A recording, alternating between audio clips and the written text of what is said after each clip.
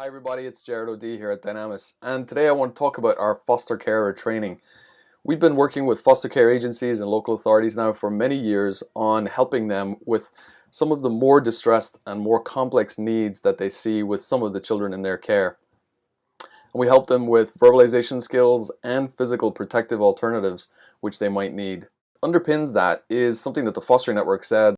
In addition to preparation and basic training, foster carers will need ongoing bespoke training and support that's tailored to the needs of each child that they look after, particularly in cases where the children might be presenting with aggression and violence in the home environment, and you have a carer who's working by themselves.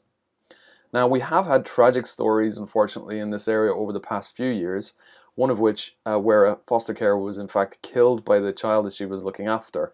And it's raised some really big, I think, and important questions about how we prepare foster carers.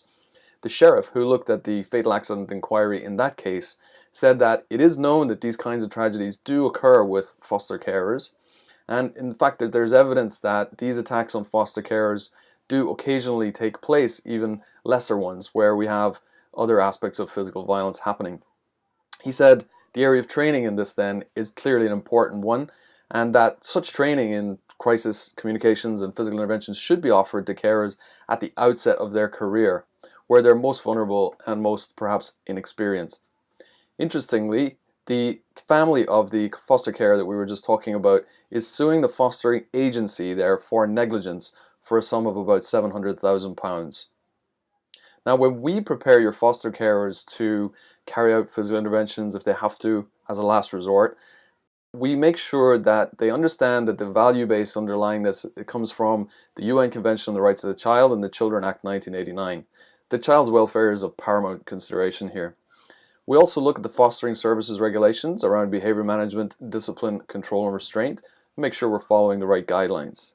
We'll cover basic information such as how the importance of risk assessments should be viewed, what specific situations that the carers should not get into, and a decision-making framework that really helps them to know when to or when not to put their hands on a child.